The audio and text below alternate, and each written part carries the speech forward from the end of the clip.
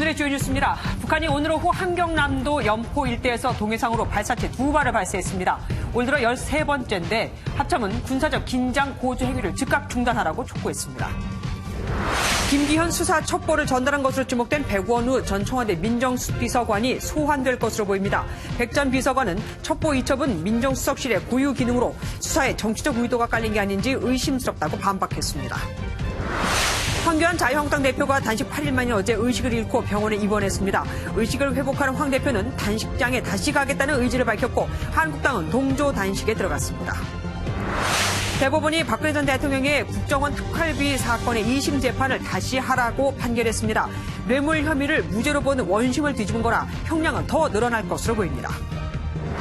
정부가 2023학년도까지 서울 소재 16개 대학의 정시 비율을 40% 이상으로 확대하기로 했습니다. 학생부 종합 전형을 줄이고 수능 전형을 늘리겠다는 건데 사교육 시장 과열을 우려한 목소리도 나오고 있습니다. 트럼프 미국 대통령이 중국이 강력히 반발해온 홍콩 인권법에 서명했습니다. 중국 정부는 주중 미국 대사를 불러 강력히 항의했습니다.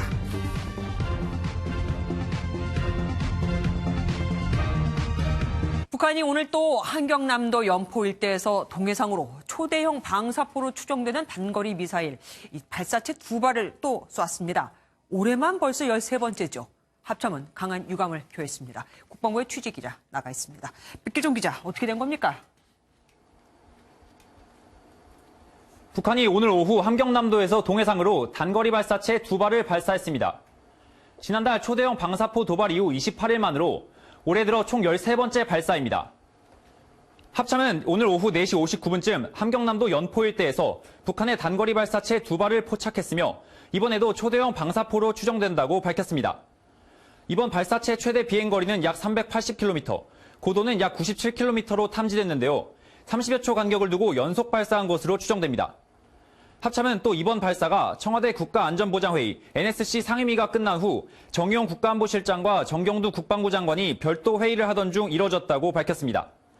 이에 국가지도통신망을 통해 관련 대응책을 논의했다고 설명했습니다. 합참은 현재 김정은 북한 국무위원장의 관련 동향을 예의주시하고 있으며 한미가 구체적인 추가 재원을 분석 중이라고 밝혔습니다. 합참은 정동진 작전부장 이름으로 북한의 이번 발사에 대해 강한 유감을 표했습니다. 북한의 이번 발사는 한반도 긴장 완화 노력에 도움이 되지 않는다면서 군사적 긴장 고조 행위를 즉각 중단할 것을 거듭 촉구했습니다. 지금까지 국방부에서 MBN 뉴스 백길종입니다. 경찰이 작년 6.13 지방선거 직전 김기현 당시 울산시장을 상대로 대대적 수사를 벌인 사건의 핵심은 청와대가 여기에 개입을 했느냐 하는 겁니다. 우선은 수사 첩보를 경찰에 누가 내려보냈느냐 하는 것부터 알아내야 하는데 백원우 전 청와대 민정비서관, 현재 민주연구원 부원장이죠. 그가 이르면 이번 주말쯤 소환될 것으로 보입니다. 당시 민정비서관의 업무를 벗어났던 것으로 검찰은 보고 있습니다. 인성재 기자입니다. 이른바 김기현 수사첩보의 최초 전달자로 백원우 민주연구원 부원장이 지목됐습니다.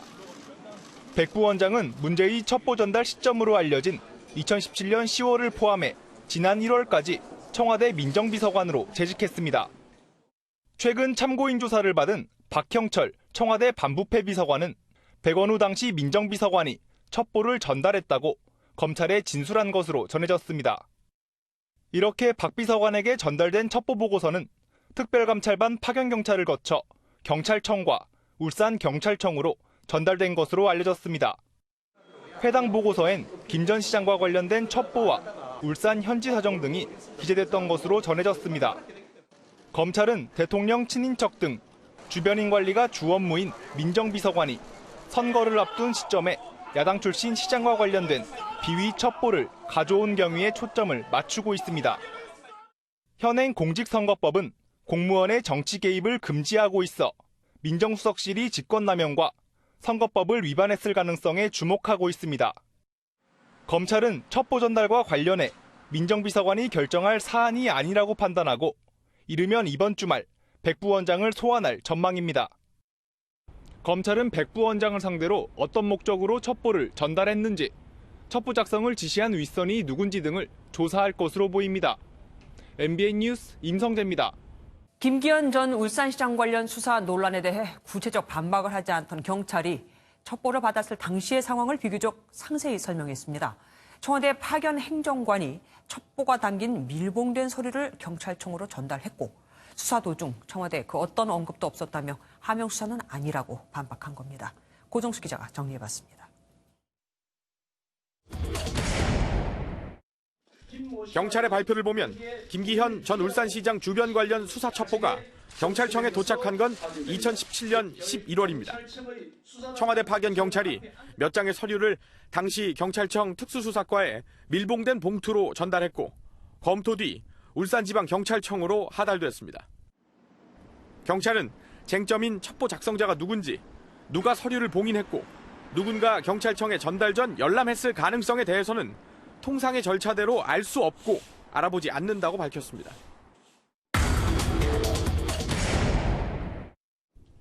경찰은 경찰청에서 범죄 첩보를 지방청에 넘긴 절차를 그대로 따랐을 뿐 청와대에 이른바 하명 수사는 아니라고 주장했습니다.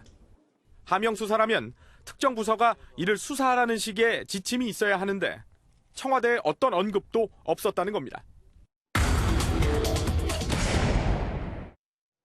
경찰 관계자는 청와대에 울산시청 압수수색 전 한 차례를 포함해 수사 상황을 총 9차례 보고한 건 맞다는 취지로 설명했습니다.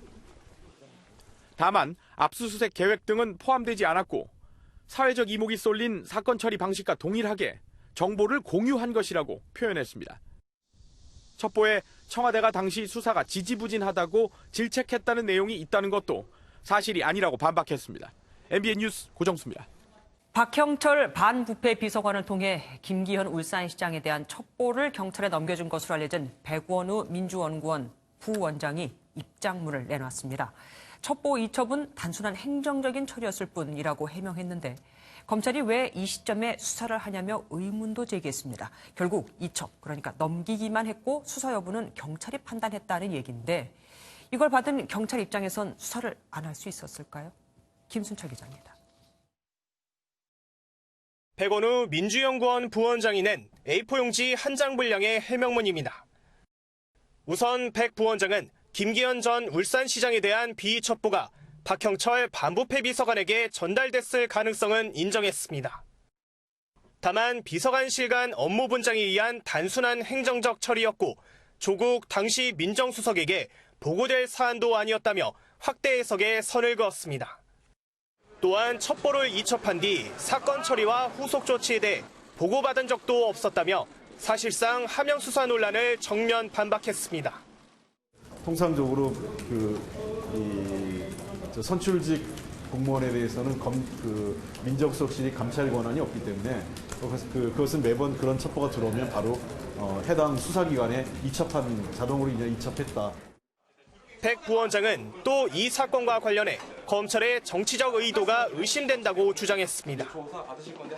황운하 당시 울산지방경찰청장이 고발된 게 1년 전인데 그동안 참고인이나 피의자 조사를 한 번도 안 했다가 황 청장의 총선 출마와 조전 수석 사건이 불거지자 서울중앙지검에 이첩했다는 겁니다.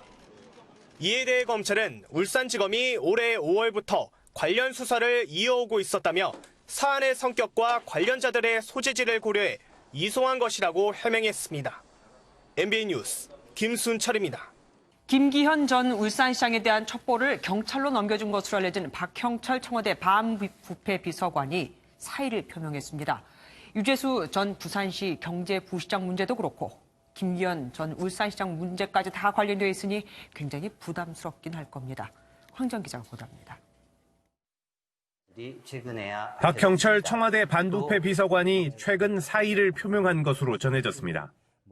박 비서관은 검찰 조사에서 김기현 전 울산시장과 관련된 비위 첩보를 백원우 전 청와대 민정비서관으로부터 넘겨받았다고 진술한 인물로 알려졌습니다. 또 구속된 유재수 전 부산시 경제부시장 감찰 무마 의혹과 관련해서도 서울 동부지검의 소환 조사를 받은 바 있습니다. 민정수석실이 두 건에 깊숙이 개입된 것으로 알려지면서 청와대 현직 비서관으로 남아있는 것에 부담을 느낀 것으로 보입니다. 청와대 관계자는 언론 보도만 나오고 있는 상황에서 확대 해석은 금물이라면서도 대책 마련에 고심하는 것으로 알려졌습니다. 마침 청와대에 대한 국회 운영위원회가 내일 열리면서 관심이 집중될 것으로 보입니다. 예산 심사가 주 목적이지만 야당은 김기현 전 시장 수사와 유재수 전 부시장 감찰 무마 등 각종 의혹을 추궁한다는 방침입니다. 민정수석은 출석하지 않는 가운데 비서실장, 정책실장, 국가안보실장이 국회에 나가 두 건에 청와대가 개입했다는 의혹에 적극 대응할 방침입니다. MBN 뉴스 황재현입니다. 금융위원회 재직 당시 뇌물을 받은 혐의로 유재수 전 부산시 경제부시장이 구속됐다는 건 법원이 그의 비리 혐의가 상당하다고 본 거죠. 김기현 전 울산시장 관련 비리 첩보는 이첩했다는 당시 민정수석실이, 하지만 유 전 경제부시장 관련 비리는 수사를 멈추게 했다는 의심을 받는 겁니다. 이제 검찰 수사는 당시 청와대 윗선을 향하게 됐습니다. 윤지원 기자입니다. 뇌물수수 혐의를 받는 유재수 전 부산시 경제부시장에 대한 구속영장이 발부됐습니다. 김태우 전 검찰 수사관이 청와대 감찰 무마 의혹을 폭로한 지 9개월 만입니다. 감찰 무마는 윗선 어디에서 내려왔습니까? 법원은 여러 개 범죄 혐의의 상당수가 소명됐고 증거인멸과 도주 우려도 있다고 설명했습니다. 이에 따라 검찰은 앞으로 유 전 부시장에 대한 청와대의 감찰 무마 의혹 수사에 집중할 것이란 분석입니다. 이인걸 전 특별감찰반장과 박형철 반부패 비서관, 조국 전 법무부 장관으로 이어지는 당시 특별감찰반 보고체계에서 어떤 과정으로 감찰이 중단됐는지 여부를 밝힐 것으로 보입니다. 실제 검찰은 최근 이 전 특감반장과 박 비서관을 비공개 소환 조사했는데 조 전 장관이 감찰 중단을 지시했다는 취지의 진술을 확보한 것으로 알려졌습니다. 조 전 장관에 대한 조사가 불가피할 것이란 전망이 나오는 이유입니다. 또 당시 조 전 장관, 박 비서관과 함께 회의를 한 것으로 알려진 백원우 전 민정비서관도 검찰 조사를 받을 전망입니다. 아울러 검찰은 금융위 내부적으로 별다른 징계를 하지 않은 이유도 찾기 위해 최근 당시 부위원장이었던 김용범 기재부 1차관을 조사했고 조만간 최종구 당시 금융위원장도 조사할 계획입니다. MBN 뉴스 윤지원입니다. 자유한국당이 울산시장 부정선거 의혹과 관련해 진상조사위원회를 꾸렸습니다. 국정조사 카드로 민주당을 압박하면서 유재수 전 부산시 부시장을 둘러싼 새로운 의혹도 제기했습니다. 권영범 기자입니다. 김기현 전 울산시장에 대한 청와대 하명 수사 의혹 등을 집중적으로 파헤치기 위해 열린 자유한국당 친문게이트 진상조사위원회 1차 회의. 나경원 자유한국당 원내대표는 관련 의혹을 파헤치기 위한 국정조사를 촉구했습니다. 민정수석실이 선거대책본부다. 여당은 청와대와 함께 범죄 집단의 같은 몸통이 될 것인지 본인들이 분리될 것인지에 대해서 선택해야 될 것이다. 진상조사위원회 위원장은 그동안 청와대 저격수로 활약해온 곽상도 자유한국당 의원이 맡았습니다. 곽 의원은 유재수 전 부산시 경제부시장을 둘러싼 의혹도 추가로 제기했습니다. 그러면서 유 전 부시장 임명과 청와대 감찰 무마에 개입한 인물이 문재인 대통령의 측근 그룹 3철 가운데 한 명인 이호철 전 청와대 민정수석이라고 주장했습니다.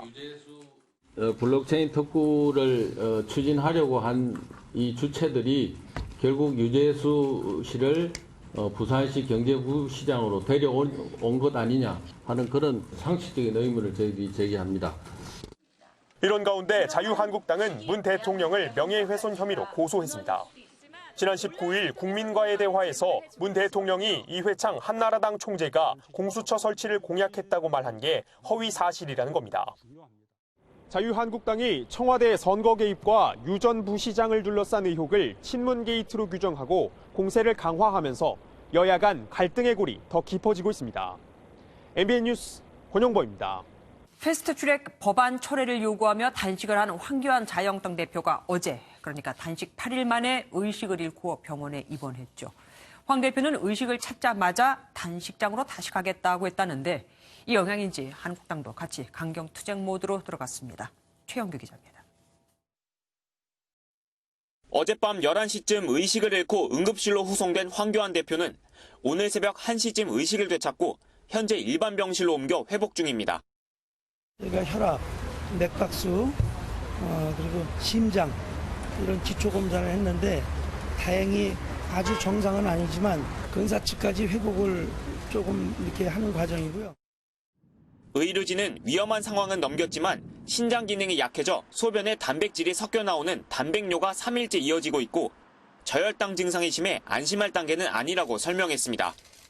의식을 되찾은 황 대표는 부인 최지영 여사와 아들에게 단식장에 다시 가겠다고 말한 것으로 전해졌습니다. 하지만 가족과 당 관계자들이 황 대표의 안전을 생각해 강하게 만류하고 있습니다. 한국당은 황 대표의 의식 회복 소식에 안도의 한숨을 내쉬면서도 대여 투쟁의 고삐를 더욱 당기고 있습니다. 문 대통령 스스로 사람이 먼저라고 하지 않았습니까? 사람보다 공수처 칼날이 먼저이고 사람보다 국회의원 의석수가 몇 개가 먼저입니까? 황 대표가 단식 농성장으로 복귀하겠다는 뜻을 굽히지 않고 있지만 당 관계자와 의료진의 만류가 강해 황 대표는 당분간 병원에서 단식을 이어갈 것으로 보입니다. MBN 뉴스 최영규입니다.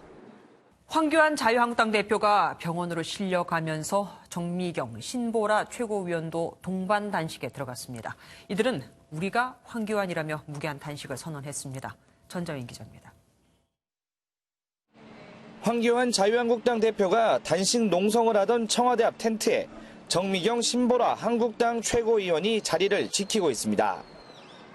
어젯밤 황 대표가 의식을 잃고 병원으로 이송되면서 두 최고위원은 오늘 새벽 1시부터 무기한 단식에 돌입했습니다. 패스트트랙 법안 저지라는 황 대표의 뜻을 이어가기 위해 단식에 나섰다며 우리가 황교안이라고 강조했습니다. 내가 황교안이다. 우리가 황교안이다. 처음에 이 단식을 시작했을 때 그 마음 그대로 멈추지 말고 가자. 여전히 우리의 투쟁은 끝나지 않았고 누군가는 이곳을 지켜서 목숨 건 투쟁의 뜻을 관철해 나가는 것이 필요하다고 생각했습니다. 한국당이 강경 투쟁 기조를 이어가면서 민주당은 한국당의 협상을 촉구하면서도 무작정 기다릴 수만은 없다고 압박했습니다. 우리가 마지막 순간까지 자유한국당까지 포함하는 합의의 길을 포기하지 않겠지만 그러나 무작정 기다릴 수만은 없습니다. 민주당은 패스트트랙 법안 처리를 위한 협상을 강조하고 있지만 한국당 내에선 황 대표의 입원을 계기로 강경 투쟁에 더욱 힘이 실리고 있습니다. MBN 뉴스 전정인입니다. 대법원이 박근혜 전 대통령의 국정원 특활비 2심 재판을 다시 하라고 판결했습니다. 앞서 2심이 무죄로 본 일부 혐의를 유죄로 본 건데 국고 손실과 뇌물금 액수가 모두 늘면서 박 전 대통령의 형량은 당연히 더 늘어날 것으로 보입니다. 김지영 기자입니다.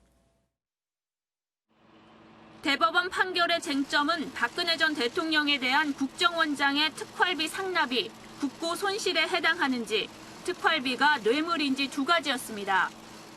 먼저 국고 손실로 본 금액이 늘었습니다. 2심 재판부는 박 전 대통령이 받은 특활비 35억 원 중 27억 원을 국고 손실로 봤지만 대법원은 33억 원으로 판단했습니다. 국정원장을 회계 관계 직원으로 간주하면서 국고 손실 액수가 커진 겁니다. 관련법에서 정한 회계 관계 직원이어야만 특정범죄 가중처벌법상 국고 손실죄가 적용되기 때문입니다. 대법원은 국정원장은 특활비 집행과 지출에 관여하는 회계 관계 직원이 맞다며 원심 판결에 법리 오해가 있다고 판결했습니다. 1심과 2심에서 모두 무죄가 선고된 뇌물죄도 유죄가 인정됐습니다. 국정원 자금 전달을 중단하라는 지시에도 자발적으로 전달했고 박 전 대통령도 이의 없이 2억 원을 받은 만큼 뇌물수수가 맞다고 본 겁니다. 이번 판결로 박 전 대통령이 국정원장으로부터 받은 특활비 35억 원 모두 범죄 혐의가 인정되면서 2심 재판부가 박 전 대통령에게 선고한 징역 5년보다 형량은 더 늘어날 것으로 예상됩니다. MBN 뉴스 김지영입니다. 2달 넘게 병원에 입원 중인 박 전 대통령. 박 전 대통령이 받고 있는 재판 3건 중 2건이 다시 2심 판단을 받게 됐습니다. 형이 확정된 옛 새누리당 공천 개입 사건을 제외한 국정농단 사건과 오늘 나온 국정원 특활비 사건까지 말이죠. 예단할 수는 없지만 파기환송된 2건의 형량은 가중될 것이라는 전망이 우세합니다. 앞서 파기환송된 국정농단 사건도 대법원 주문대로 뇌물 혐의를 따로 떼어내 판단하게 되면 형량은 늘어날 수 있거든요. 이렇게 따져보면 박 전 대통령의 최종 형량은 최소 32년 이상이 될 겁니다. 총선 전에 사면이 될 확률도 낮아졌고요. 이어서 박자원 기자가 보도합니다. 박근혜 전 대통령은 지난 9월 17일 서울 성모병원에서 왼쪽 어깨 수술을 받고 2달 넘게 입원 중입니다. 수술 후 2-3달 정도를 회복하면 일상생활이 가능할 것이라던 집도의 소견과 달리 다음 달 초쯤으로 예상됐던 퇴원 시기는 아직 불분명한 상황입니다. 법무부는 병원과 협의해 서울구치소 복귀 시점을 결정하겠다는 방침입니다.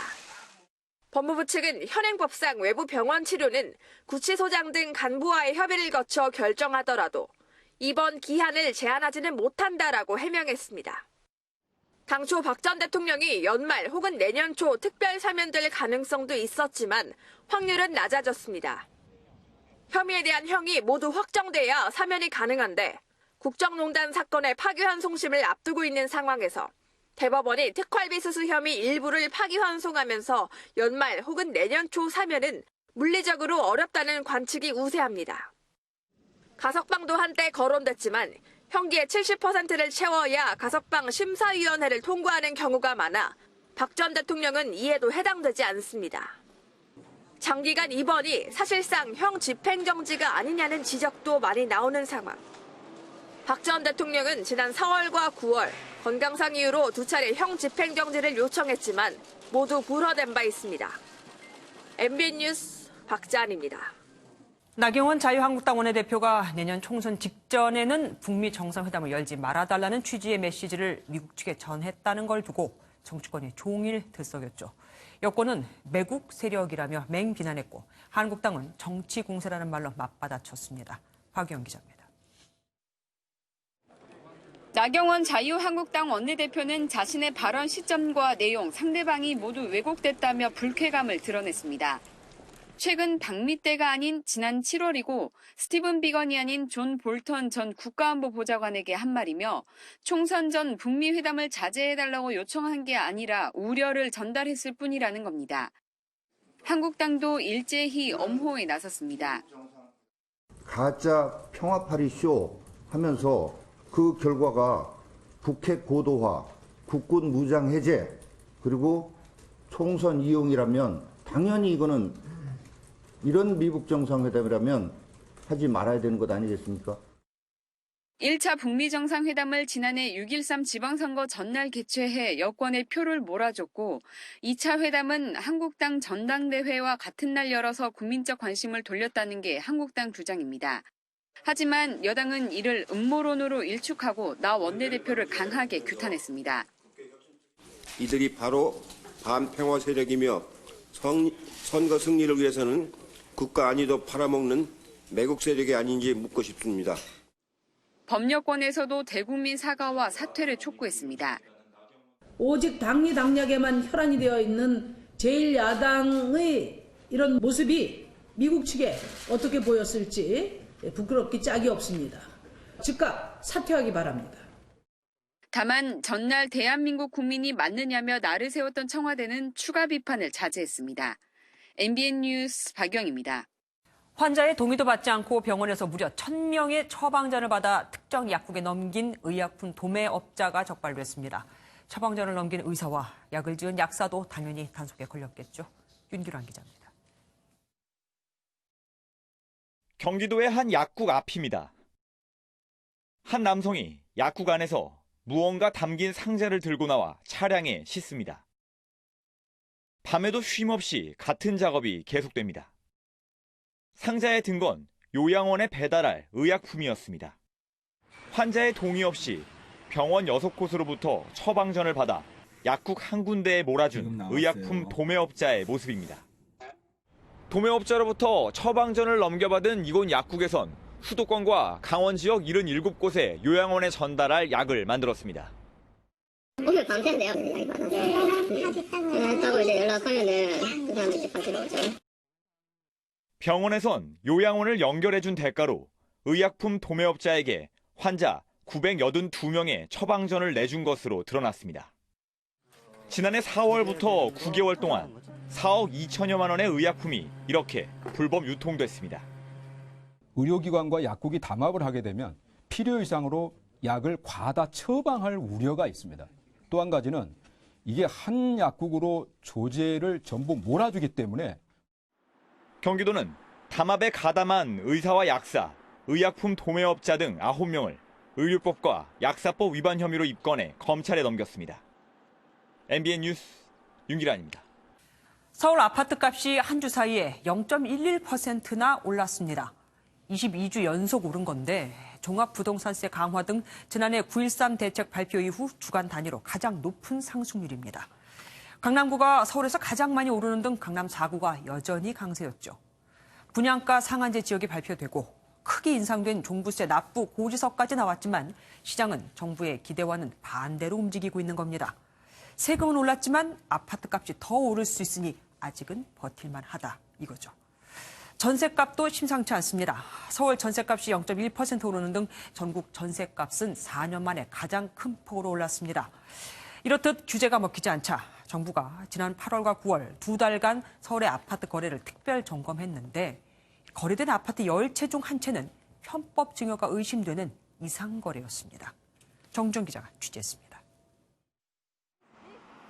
18살 소녀는 부모 돈으로 보이는 6억 원을 친척 4명으로부터 각각 증여받아 서초구에 11억 원짜리 아파트를 샀습니다. 자녀에게 집을 사주려다 증여세를 낮추려고 여러 친척이 증여한 걸로 꾸민 겁니다. 6억 원의 증여세율은 30%지만 1억 원씩 쪼개면 세율이 10%인 걸 노린 것으로 보입니다.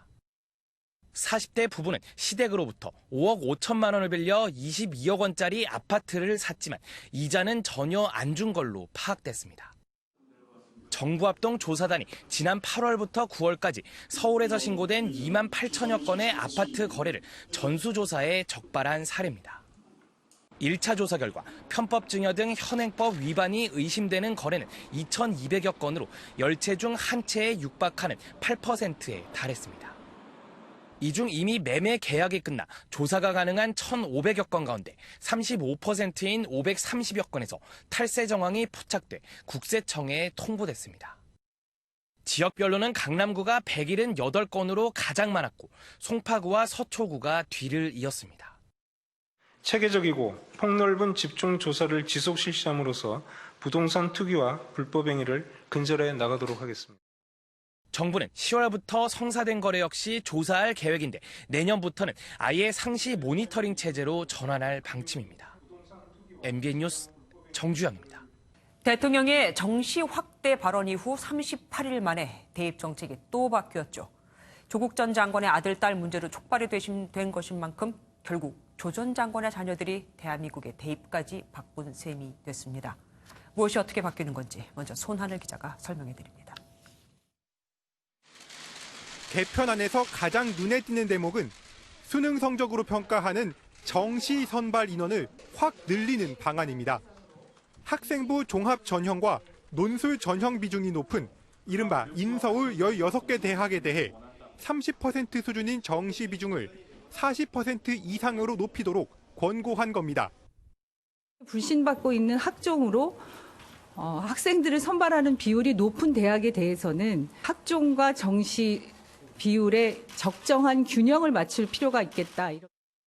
서울대와 연세대, 고려대 등 상위권 대학 대부분이 포함됐는데 재정 지원과 연계할 방침이라 사실상 강제성을 띈다는 해석입니다. 정부는 지금의 고등학교 1학년이 적용받는 2022학년도 입시부터 정시 40%를 달성하도록 유도할 방침입니다. 자연스레 비중이 줄어드는 학생부 종합 전형은 평가 항목도 단순화됩니다. 자동봉진이라는 신조어까지 낳은 비교과 영역 평가는 사실상 폐지 수순을 밟습니다. 지금의 고1부터는 교사 추천서가 폐지되고 중학교 2학년이 입시를 치르는 2024학년도부터는 자기소개서도 역사 속으로 사라집니다. 논문과 인턴십, 발명품 등 학부모가 영향을 직접 줄 수 있는 모든 요소를 평가에서 제외하는 조치로 풀이됩니다. 정부는 또 사회적 배려 대상자를 전체 입학 정원의 10% 이상 뽑도록 의무화하고 수도권 대학을 대상으로는 지역균형 선발을 10% 이상으로 늘리도록 권고했습니다. 이번 개편안은 조국 전 장관의 자녀 논란 당시 문재인 대통령이 대입 전반에 대한 재검토를 주문한 지 석 달 만에 발표됐습니다. MBN 뉴스 손하늘입니다. 사실 지난해 교육부는 공론화까지 거쳐 정시 비중 30% 이상이라는 대입 개편안을 내놨었죠. 그런데 불과 1년여 만에 10%포인트를 더 늘리려고 하는 거니 현장은 혼란스럽기만 합니다. 사실상 대입 4년 예고제는 이제 무색해진 거죠. 정수정 기자입니다. 지난해 8월 교육부가 공론화 과정을 거쳐 정시 비중을 30% 이상 확대한다고 밝힌 지 불과 1년 3개월 만에 서울 16개 대학 정시 비율이 40%로 늘어나게 됩니다. 현장은 혼란스럽습니다. 앞선 여론조사에서 정시가 수시보다 바람직하다는 의견은 63%, 학부모들 의견도 비슷하지만 아이들 정시가 더 나을 것 같아요. 학종마다 정시가 확대되면 훨씬 더 갈 수 있는 비율도 더 높아지고. 우려의 목소리도 적지 않습니다. 서울대의 2010학년도 정시 비율은 42.1%, 10년 사이 22.4%까지 내려갔고 16개 대학 평균 정시 비율 역시 2010학년도 45.9%였던 게 2021학년도 31.4%로 줄었습니다. 이번 정부 방침으로 대학의 정시 비율은 사실상 10년 전 수치로 돌아가게 됩니다. 전교조는 정부 발표가 나온 뒤 정시 확대가 오히려 교육 불평등을 강화시키는 결정이라고 비판했고 시민단체도 사교육 시장 과열 문제를 지적합니다. 당연히 입시에 영향이 큰 수능 위주로 파행적인 교육과정을 운영하게 될 것입니다. 초중고 사교육비 폭증으로 이어질 가능성이 대학은 일단 말을 아끼며 정부 방침을 신중히 검토하겠다는 입장이지만 교육부의 정시 확대를 놓고 당분간 혼란은 이어질 전망입니다. MBN 뉴스 정수정입니다. 전 세계가 미래의 먹거리, 데이터 패권 경쟁 중이죠.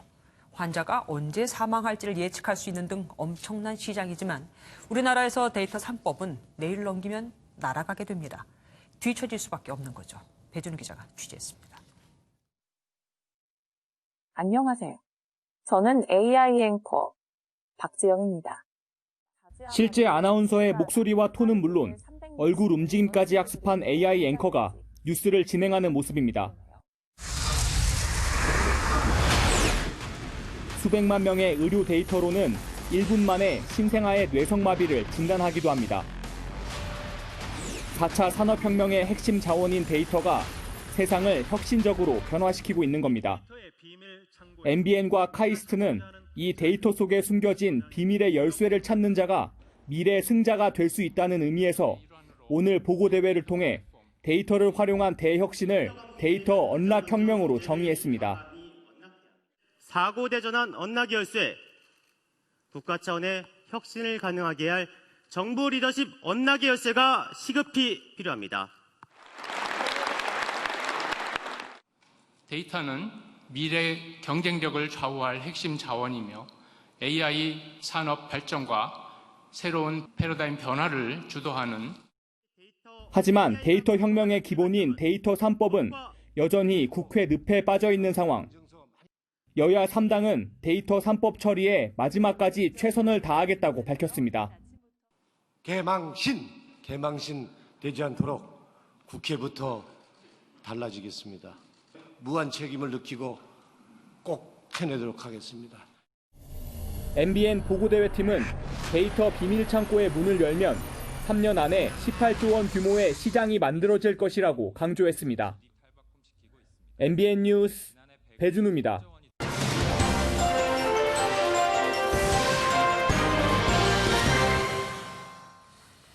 앞서 전해드린 데이터 3법은 개인정보보호법과 정보통신망법, 신용정보보호법 개정안을 말합니다. 데이터 경제 3법으로도 불리죠. 개인정보 침해 우려를 없앤 정보를 연구나 공익 목적으로 사용할 수 있게 하자 각 부처별로 나눠진 감독기관을 통합하고 금융 빅데이터로 신산업을 개발하자는 건데 EU와 미국, 일본 등 선진국들은 이미 시행에 들어간 지 오래입니다. 4차 산업혁명에 제대로 뛰어들려면 이런 규제 혁신은 기본 중에 기본이니까요. 이 법을 꼼꼼히 하겠다는 거라면 이해를 하겠는데 그게 아니죠. 어제 상임위원회를 겨우 통과한 개인정보보호법 개정안을 빼고는 신용정보보호법은 의원 단 한 명의 반대로 처리 무산. 정보통신망법은 상임위 일정조차 잡지 못한 상태. 이미 대부분의 의원들이 법안 통과에 큰 이견이 없다고 했음에도 말입니다. 지금 국회는 수많은 이들로 북적거리고 있습니다. 가습기 살균제 사태의 피해자들, 형제복지관 피해자들, 지진으로 터전을 잃은 포항 주민들, 데이터 3법 처리를 호소하는 청년 기업인들까지 말입니다.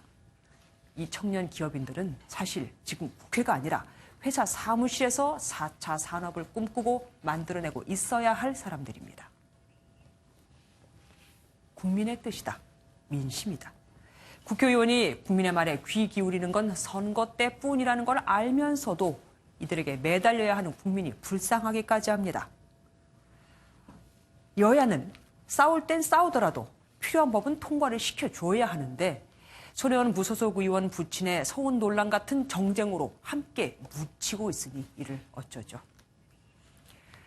내일 다시 본회의를 연다고 하죠. 민의의 전당이라는 국회에 과연 민의가 있기는 한 건지 국민들은 속는 셈치고 또 한 번 지켜볼 겁니다. 그 결과는 내년 4월에 드러나겠죠. 뉴스초점이었습니다.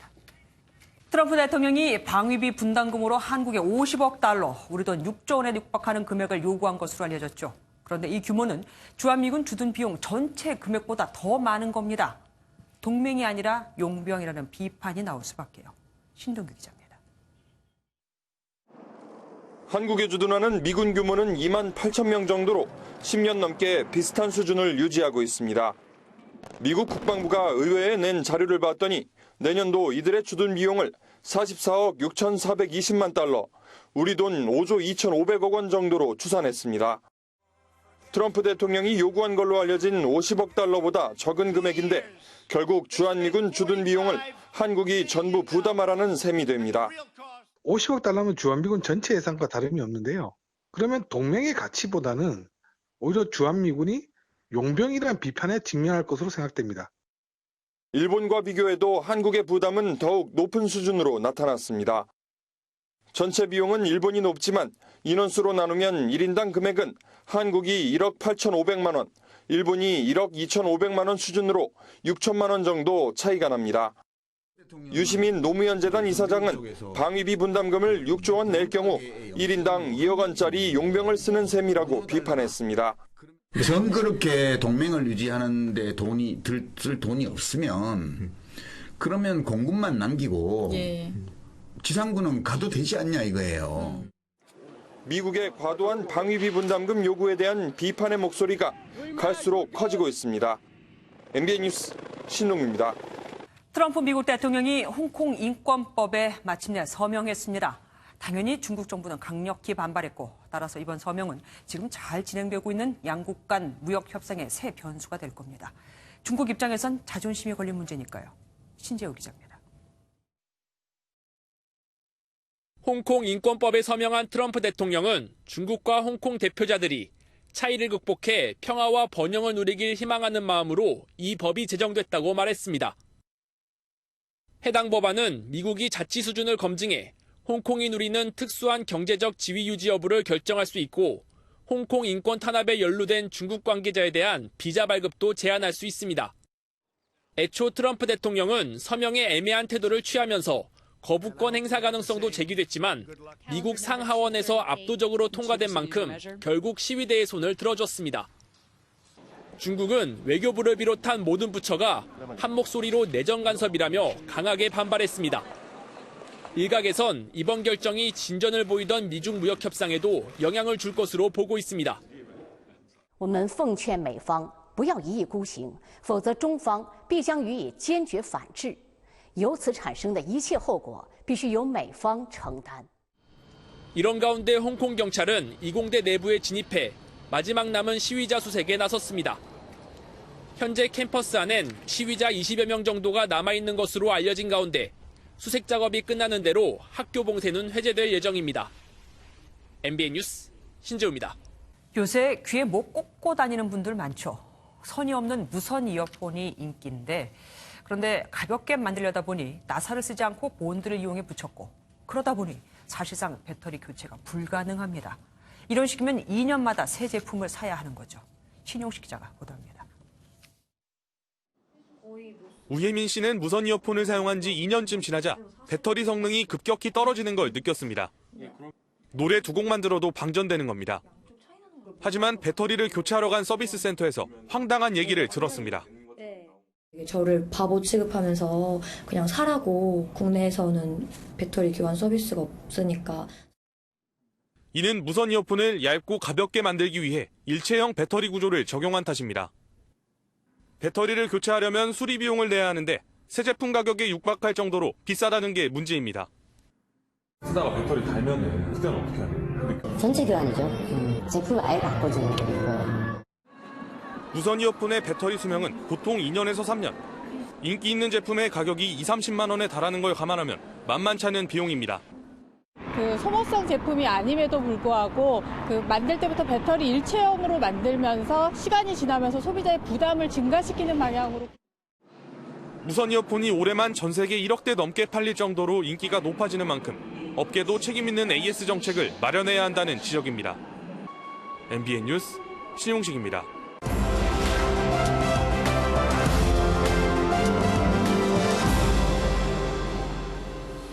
빅뉴스 시간입니다. 오늘은 민재숙 기자와 함께하겠습니다. 어서 오십시오. 오늘 처음이죠. 잘 부탁드려요.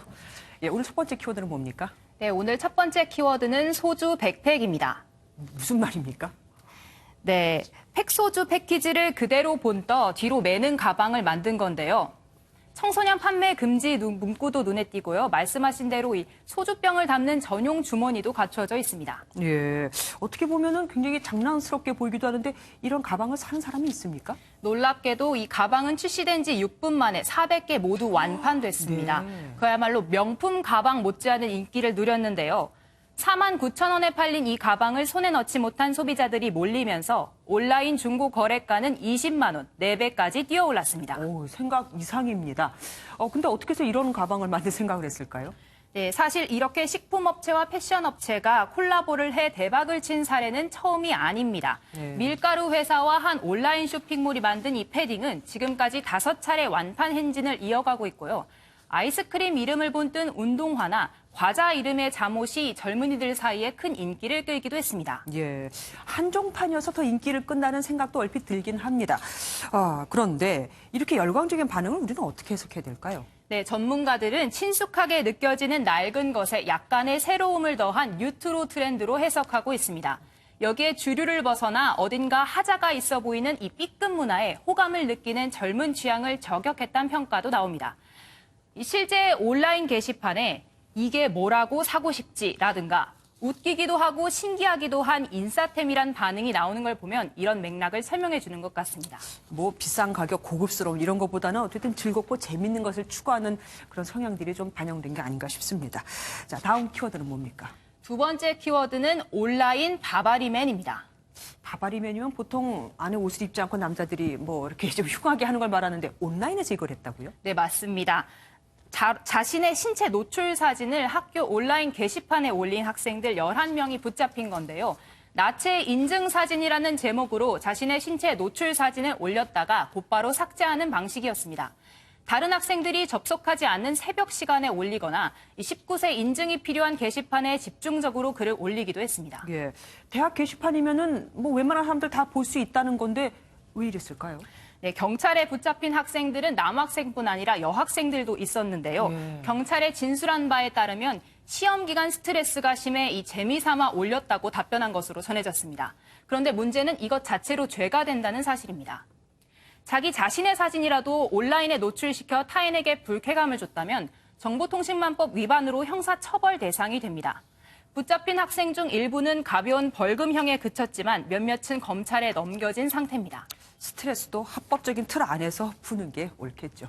다음 키워드는 뭡니까? 네, 마지막 키워드는 초대형 가오리입니다. 대형 앞에 또 초자까지 붙었네요. 사진을 보시면 알 수 있을 텐데요. 어제 오전 서해안에서 잡힌 가오리입니다. 크기가 이제 3m에 무게는 250kg에 육박하는데요. 이렇게 큰 게 원래 있긴 있는 겁니까? 그리고 우리나라 해역에서 원래 또 잡히는 거고요? 네, 원래도 잡히긴 잡히는데 이 물 온도가 따뜻한 남해안에서 주로 잡혔습니다.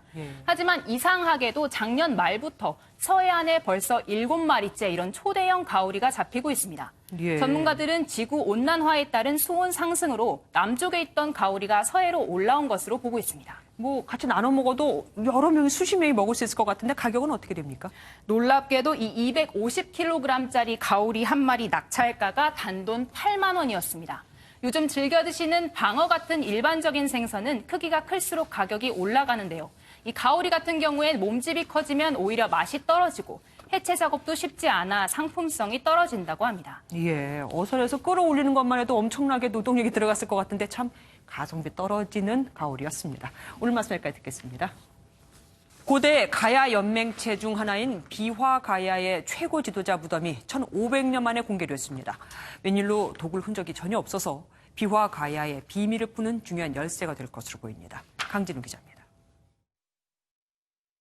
경남 창녕 교동, 송현동, 고분군 중 63호분 발굴 현장입니다. 길이만 2m인 뚜껑돌 7개를 하나씩 들어올리자 온전한 형태의 유물이 발견됩니다. 팔자형 창녕식 토기는 물론 건의의 상징인 농기구와 금속재 유물이 눈길을 끕니다. 점토를 바른 묘실 안쪽으로는 돌로 만든 순장자의 안치 공간이 나타납니다. 아무도 손댄 적이 없는 비하가야 최고 지도자의 무덤이 1,500년 만에 베일을 벗었습니다. 63호분 같이 도굴되지 않은 무덤이 발굴된 거는 사실 이 창녕 교동 송홍동 고분군의 한 250여 개 중에서도 처음이에요. 매장에 관련된 모든 프로세스를 복원할 수가 있는 자료를 획득한 거거든요. 이번에 발견된 63호분이 온전했던 이유는 수수께끼 같은 구조 덕분이었습니다.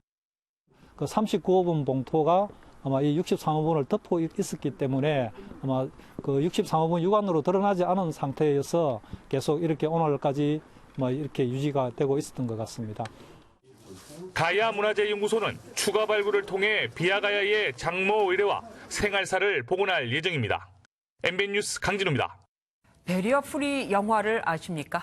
말 그대로 장애인과 비장애인의 장벽을 없앤 다 함께 볼 수 있게 제작된 영화를 말하는데 뜻이 무색할 정도로 현실은 녹록지 않습니다. 조희로 기자가 취재했습니다. 기정이 초인종을 누른다. 한국 최초로 칸 영화제에서 황금 종려상을 받은 영화 기생충. 일반 영화와 달리 대사와 효과음은 자막이 입혀졌고 매 장면은 성우가 설명해줍니다. 밖에서 소독약을 뿌린다. 요즘도 저런 걸 하네. 장애인과 비장애인이 다 함께 볼 수 있도록 제작된 베리어 프리 영화입니다. 베리어 프리 영화제가 올해로 9회를 맞으면서 대중의 관심은 매년 늘고 있지만 현실은 녹록지 않습니다. 한 해에 개봉하는 베리어 프리 영화는 일반 개봉 영화의 10분의 1에도 못 미치는 수준. 이마저도 단체 상영 혹은 일부 극장에서만 볼 수 있는 탓에 실제 관객 수는 턱없이 적은 상황입니다. 시각장애인은 화면 해설이 없어서 못 보고 청각장애인들은 한글 자막이 없어서 불편함 때문에 영화를 많이 보진 못하고 있습니다. 무엇보다 장애인들도 자유롭게 영화를 즐길 수 있는 여건이 마련돼야 한다는 지적입니다. 언제 어디서나 보실 수 있게끔 선택적으로 본인이 선택할 수 있는 조건이 되어야 되는데 해외에서는 별도의 기기를 가지고 영화를 볼 수 있게끔 세계 최고의 영화를 만들고 또 영화를 좋아하는 나라 대한민국. 이에 걸맞게 장애인들도 막힘없이 영화를 볼 수 있는 토대 마련이 필요합니다. MBN 뉴스 조희로입니다.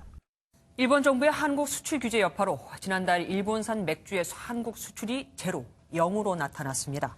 일본 무역 통계에는 회당 20만 원 이상의 실적만 반영되기 때문에 소량이 수출됐을 가능성은 있지만 일본산 불매 운동으로 맥주업계가 가장 큰 타격을 받은 것으로 보입니다. 지금까지 미시령에는 30cm가 넘는 큰 눈이 내렸습니다.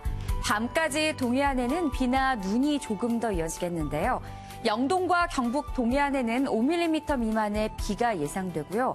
강원 산지를 따라서는 최고 5cm가량의 눈이 더 내린 뒤 그치겠습니다. 그 밖의 지역은 내일도 맑은 날씨가 이어지겠습니다.